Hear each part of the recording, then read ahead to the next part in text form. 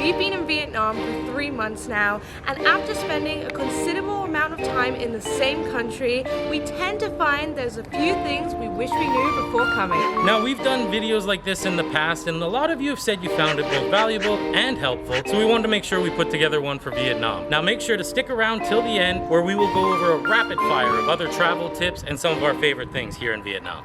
Now, without further ado, let's go over 7 things we wish we knew before traveling to Vietnam, plus some other travel tips and stuff.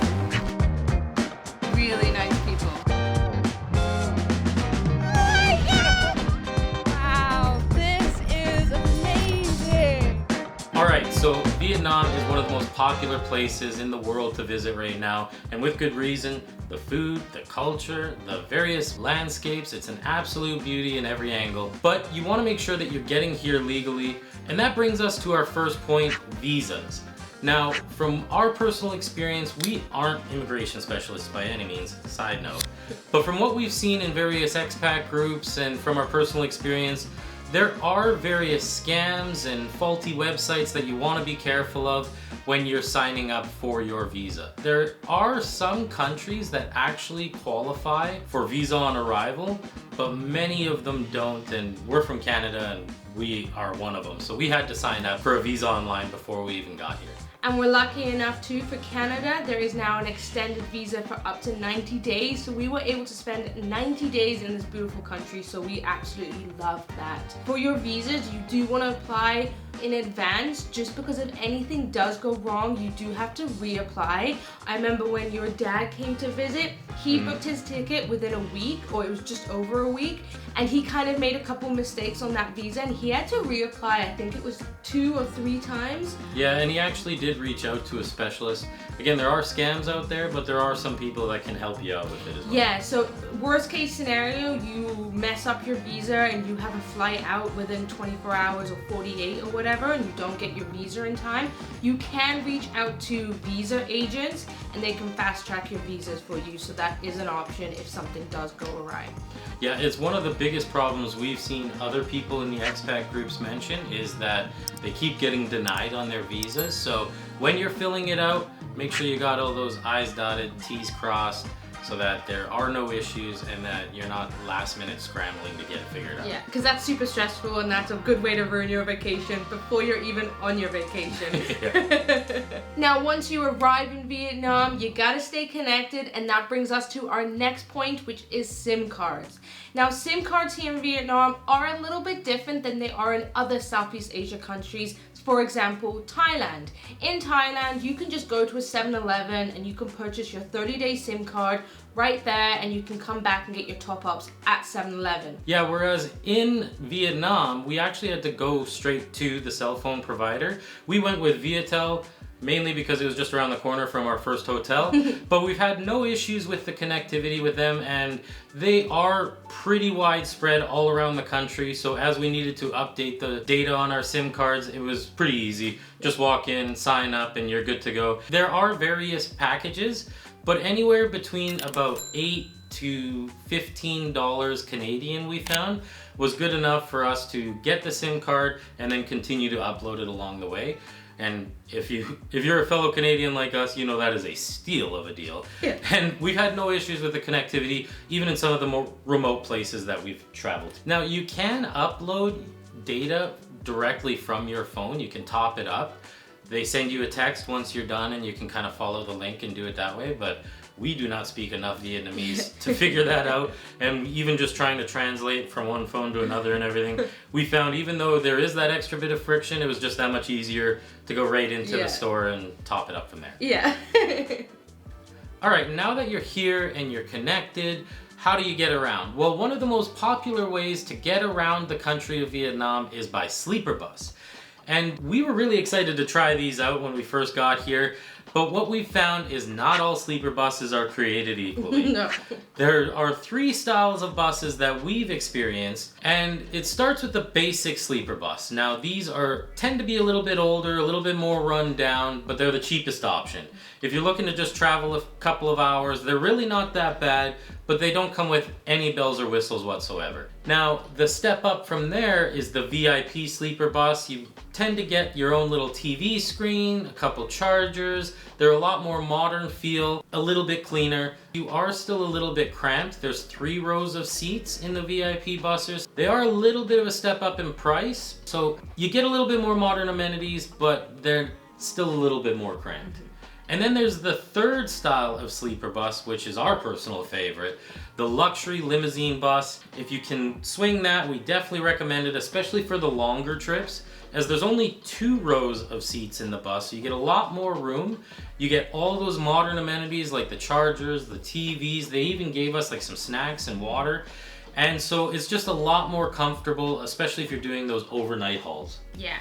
Definitely, for sure, would go for the nicer limousine. Like Kyle said, if you're doing a 16-hour, 12-hour trip, it's gonna make a huge difference. And we found that the bus drivers don't smoke on the nicer ones. Yeah. I find on the kind of regular sleeper buses, they don't stop for regular pee breaks. You don't stop at like restaurants or anything to grab snacks, and they do smoke. So that is a big turn off for us because we don't smoke, and it can be really gross when you smell cigarette smoke. So I think that was our biggest thing. And then you can also book them on 1-2-Go Asia. That's where we book all of our like travel within country, and so you'll be able to go onto 1-2-Go Asia and you'll be able to find a list of different times, the different buses. But it's really important when you're booking that you're looking at what kind of bus it is.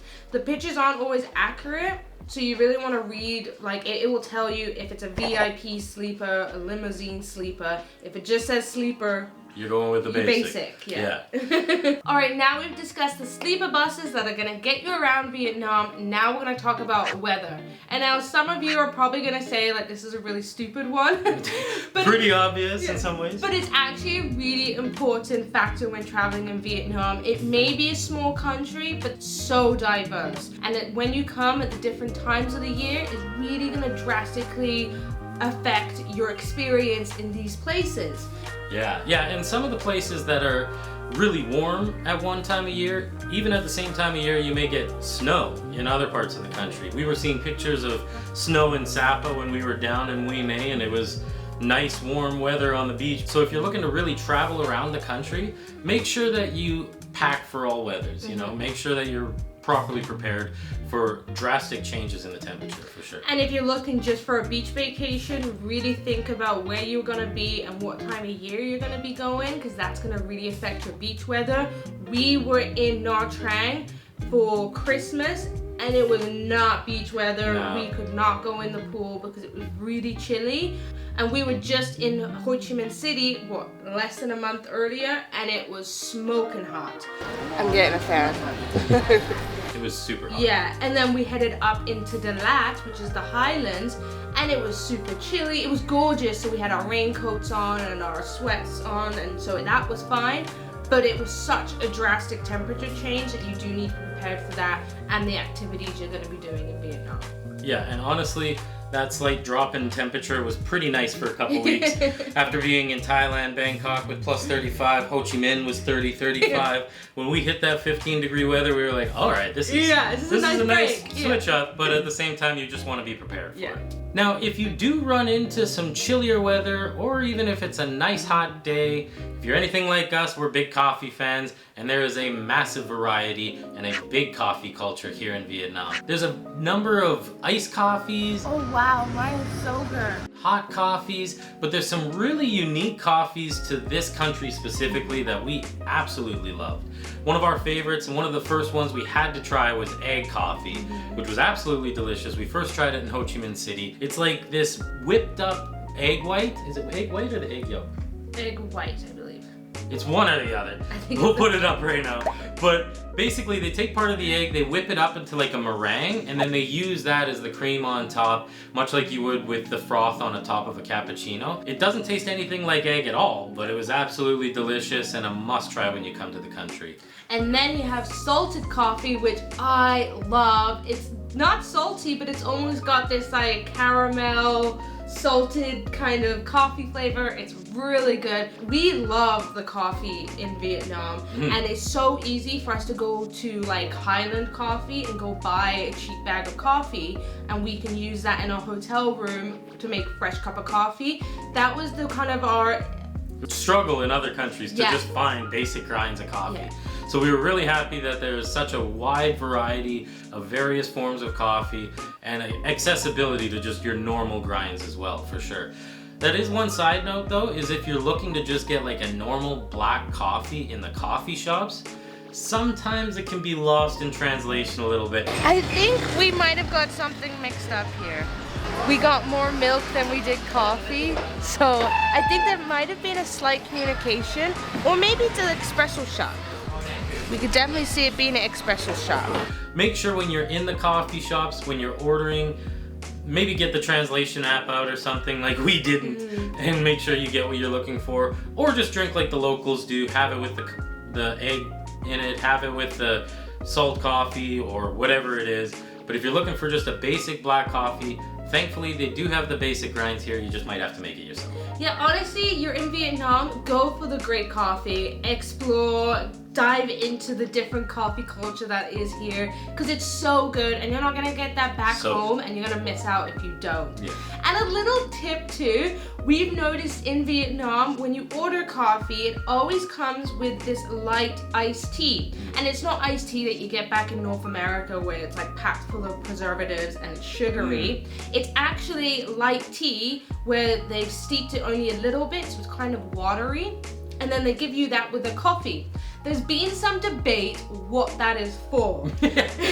So I have heard that it's actually to wash your teeth after, so you don't get coffee stains. So you drink coffee and then you drink the light steep tea, and it actually kind of rinses your mouth out so you don't get coffee stains. Whereas someone commented on a previous video of ours that it was used to wash your hands, but that didn't make sense. It didn't really make sense. First, we saw locals drinking it, so I always take the locals' word for it. But secondly, it comes in like a little small cup, so it's like, unless you're meant to just pour it on your hands, I don't see how that could be the case. But even if you're gonna wash your hands, why would you wash your hands with tea? Yeah. Like, that didn't make sense. It just anyway, yeah, so there's been a lot... We digress. Yeah, there's been a lot of debate on that. We drink it, so, you know, you can tell us in the comments how wrong we are or whatever. Whether we got that right or wrong, let us know. Now, Vietnam is actually known as one of the most affordable places to travel in the world, and we can definitely see that. However, though, the most popular activities are not so affordable. Yeah, they can be really quite expensive.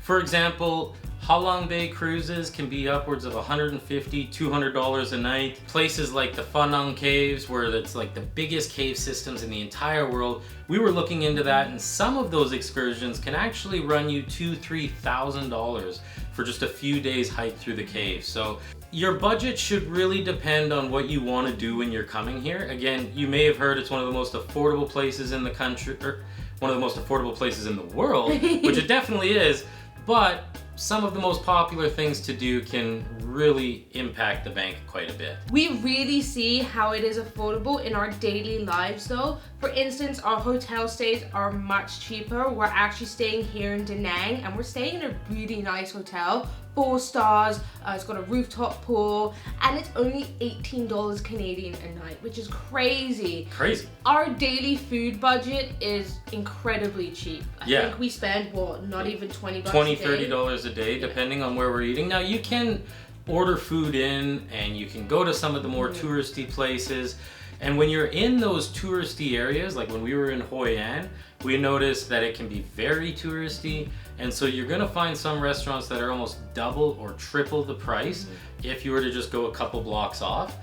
But, you know, there are those places, eat like the locals, we say.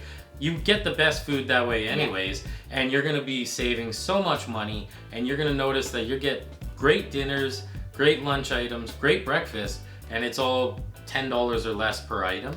And some of them, like when our favorite is the banh mi, and we get those for maybe $1.50, $2 in some stands. So if you're looking to really have that budget-friendly travel, just make sure you look at where you're booking, where you're eating and what it is you're wanting to do to stick within that budget. Now, if you spare no expense, then there are some really amazing excursions that you can do here in Vietnam. Just expect that they're going to cost a little bit more than your initial thought probably would be when you hear, oh, Vietnam is one of the most affordable places to travel, and all of a sudden you get walloped with like a $200 per night bill on your cruise. It's a little bit of a surprise when you're looking into some of those other activities. You make a really good point too about the restaurants. Eat where the locals eat because they always have the best food. So good. Sometimes we'll go to like a fancier, more Western style food and it's really not as good. We've gone to some amazing local spots here and it's literally the best food ever. And it's so cheap. So don't be afraid to dive into the local food culture here because it's so delicious. And for activities, we made a second good point. There's some really good, cheap activities you can do here. We generally book all of our activities on Get Your Guide, and we found some really affordable food tours, boat trips, like we've done some really fun stuff here, and it wasn't breaking the bank at all. So of course, if you are looking for those crazy, the really famous, expensive excursions, yeah, you can do them and they're obviously great, but don't be afraid to do the cheaper activities because you're gonna have a great time too. And one more thing before we move on to the next point. Like Jess just said, we did take a local guided food tour and we would strongly recommend doing that when you first arrive in the country so you can learn a little bit about what your favorite flavors are here in Vietnam. Some of our favorites were the banh mi's, the banh xeo, the Vietnamese pancake, and the banh tiet. To be honest, I completely forget the Vietnamese word for it, but it's the Vietnamese pizza, which is kind of funny because they're not technically a pizza at all. But we strongly recommend trying all three of those when you come to the country for sure. We were saying which one are we gonna want to eat every day. This could be on the list. Yeah. And since you just brought up one of our favorites is the food, we're gonna go through a rapid fire of travel tips and our favorites here in Vietnam. And the first one is the apps that we use. Now we use Grab to get around and order food in, basically an alternative to Uber. We also use Line 2, which gives us the ability to have a Canadian phone number. Because our SIM cards here only call locally, we're able to call family, friends, or government offices back home if need be. And thirdly, we use Duolingo almost daily because we want to make sure that we make the best effort we can to talk to locals and use local phrases at least as best we can. We're still working on it. Speaking of local phrases, here are the 3 local phrases that we've used most frequently. First, Xin chào for hello, come on for thank you, and Chak Mon Monoi for Happy New Year. And don't eat us up in the comments for mispronouncing those. Now our favorite foods, banh xeo, the Vietnamese pancakes, absolute must try. They're like a delicious little make-it-yourself spring roll. Gotta do it. Vietnamese pizza, some are flat, some are folded, all are delicious. The banh mi's, it's like the mixture of the French baguette and the local Vietnamese flavors. Must try when you come here. And obviously, pho. Gotta get your pho. And now, favorite town or city? What's yours? Hoi An. Mine would be somewhere between Hoi An, Da Nang, and Dalat. It's really hard for me to choose one. Vietnam is beautiful everywhere. And for a final rapid fire, favorite activity? My favorite activity was probably when we went through the Mekong Delta. It was a full day excursion. We got to stop by the temple. We got to go through the Mekong Delta, try the local honey. Absolute must do when you come here. We've got a video on that. Make sure to check it out. Yours? Mine is the food tour in Saigon. It was so cool because we went on the back of a bike and they drove us around the city. We tried all these foods. Our group was so fun. They made it so much fun. So yeah, food tour. Absolutely. And that brings us to our final point in the video. If you haven't yet, make sure to click subscribe and ring-a-ding-ding-dong that bell if you found these to be valuable and informational. But our last point is the culture of Vietnam. And one of the biggest cultural experiences that we absolutely enjoyed while we were here was celebrating Tet, and that's the Vietnamese Lunar New Year. Now, there is a massive difference between the Vietnamese Lunar New Year, the Chinese Lunar New Year, and what we're going to be experiencing in the months to come, the Thailand Lunar New Year of Songkran. Songkran. Thank you. I saw you struggling there. But We didn't realize that when we were coming to this part of the world, is that there's different forms of the Lunar New Year, and they celebrate them in their own different way, and we had an absolute blast when we were celebrating that. It was amazing. And of course, if you've never traveled to Southeast Asia like we hadn't, you just thought it was the Chinese New Year. It is not. Or like the Lunar New Year falls under the same umbrella everywhere you go. It doesn't. No. So that's something to definitely think of. We found the people here in Vietnam were so nice. Yeah, the people are amazing. They really make it wherever you go in the world, and the people here in Vietnam really made it for us, for sure. We've had such an amazing 3 months in Vietnam. We did not conquer our goal though. Our goal was to travel all 8 regions of Vietnam, and we didn't get there. We spent too much time in the south and the middle of the country. We never were able to make it north. So we know we're coming back to Vietnam. Oh, this is to be continued. Yeah, this is not the end of our Vietnam adventures. We will be back to do the north, and we cannot wait. Thank you for hosting us. Yeah, absolutely. Thank you to all the local people for your warm welcome. And if you have any recommendations for the next time we're around, we'll probably be starting right around the Da Nang area and working our way up so we can check off the other regions of the country. But let us know in the comments below if you have any recommendations for the next time we come here. And other than that, we'll see you in Thailand. Until next time, bye.